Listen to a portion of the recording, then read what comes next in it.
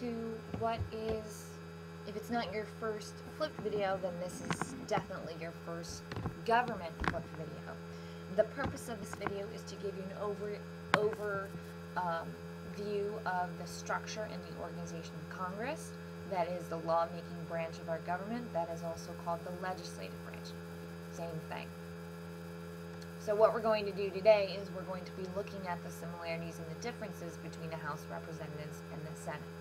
So you want to make sure you have a blank sheet of paper in front of you so you can take notes. And I suggest that you take it in this format using a Venn diagram. Differences would be on the sides, similarities in the center. So one thing that you can write in the center already is Congress. Congress is made up of the House and the Senate.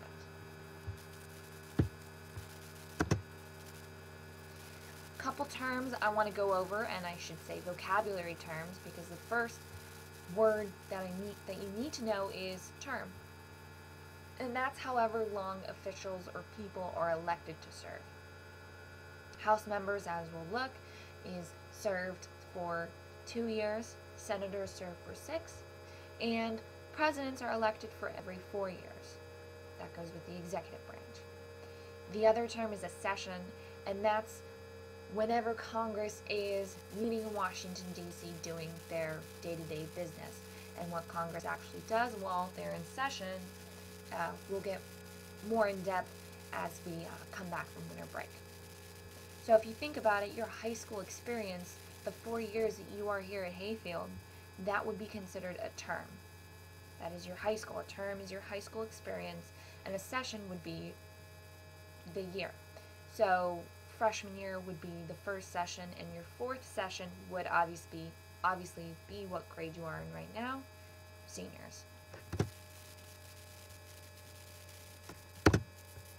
There we go. So I found this video, or it's a picture slide that goes through the 113th Congress, or the 113th term, the cycle of elections that we've gone through. And this was when the elections were held in 2012. Then those people are sworn in the following new year, and that is always on the 3rd day of January. And here we have Speaker of the House of Representatives, John Boehner, being sworn in.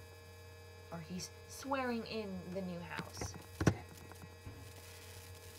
Congress is made up of a bicameral legislature. That is one similarity that you can put in the center. The House and the Senate. So, the final similarity, definitely before we start talking about the differences between each house, is that it is defined, set up, established in Article 1 of the Constitution,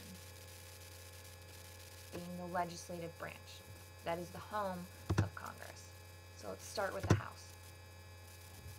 The House of Representatives is capped at 435 members. That is how many we can have maximum in the House, and that's based off population. So let's take Virginia, for example. Most people of Virginia live in either Nova, Northern Virginia, or Virginia Beach along here. And if you look in those places, those districts, or the outlines that you see with the numbers, are a lot smaller than the southern and the southwestern districts that you see in Virginia.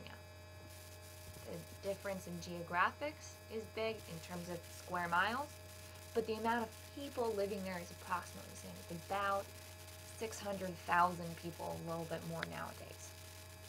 Representatives are elected for 2 terms, and there's also no limit as to how long you can serve. If you click on this, it will take you to a CNN article that you can see that goes through some record-setting congressmen who have served, and that goes to John Dingell. He's been serving in the House from Michigan for the last, since 1955, so 60 years. Pretty long time. When you think about it nationally, current apportionment of 435 members, some states obviously are more populous than others. For example, Alaska is the largest state in terms of physical size, miles, right? But the most populous state in the entire country, based on how many people there, is California, and they have 53 members of Congress. And if you think about it, each member of Congress represents more than 600,000 people. So there's a lot of people living in California. Notice that Virginia did not change, and we look at how many people, how many congressmen are going to represent each state when we do the census every 10 years. The last one was done in 2010. So this hasn't really changed that much. Only the purple states lost some votes. Job requirements: to be a House member, you have to be at least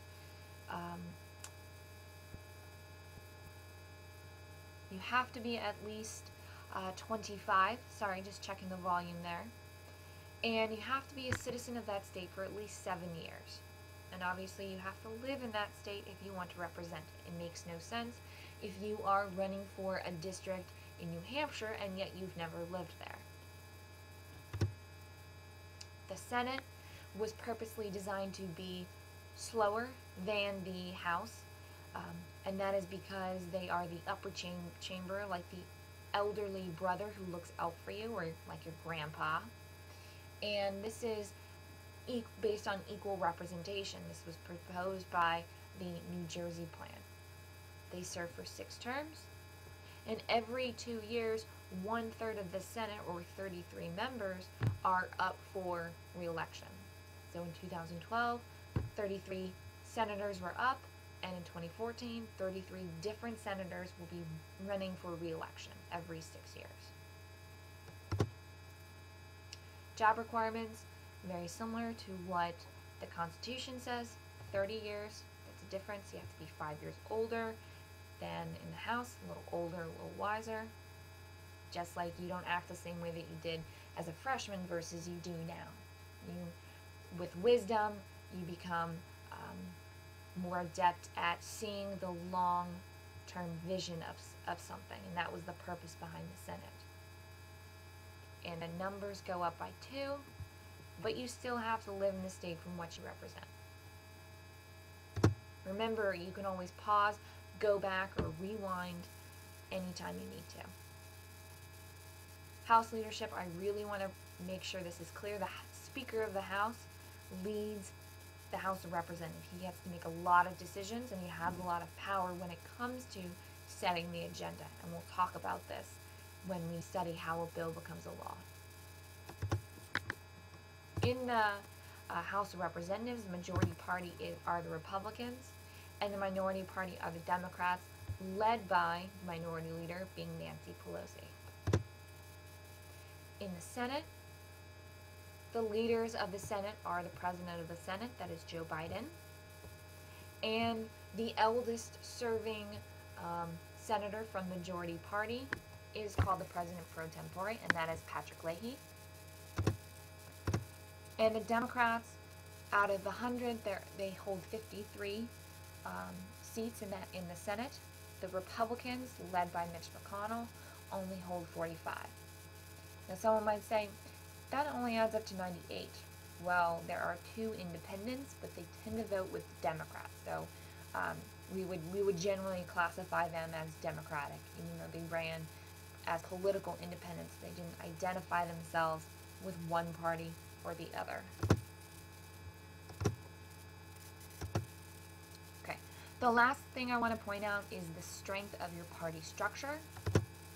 And the strength is determined by the ability of the leaders in how they control the rules and how they set up their how they run each house. So the House of Representatives has a lot more structure to it. There are a lot more rules that you have to know than in the Senate. The Senate is based more on leaders than it is on what party you identify. It has to do more with seniority. And what determines your party strength is the ability for your leadership, especially your minority or majority whips, to keep your members voting the way that you want them to. Okay. This last photograph it's a running slideshow, and you can see the link there. But this goes through the votes for how partisan or separate the Democrats in blue and the Republicans in red are. So the pictures where the Democrats and the Republicans are more closer together, where they're more jumbled, you see a lot of crossover here in the center. It's more purple sometimes. That was about the Senate of about 30 years ago. And nowadays, especially being in the 113th Congress, is where you see almost two separate, very partisan political parties. The Democrats and the Republicans, there's almost no ties between the two. And I suggest that you stop it and you watch that video. It does a nice job of explaining what those are. The last thing, what we're going to look at next time, is what Congress actually spends most of its time doing when it's in session, and that's working with committees. But that will be after for the break. Please make sure that you have your notes filled in and that your Venn diagrams are complete.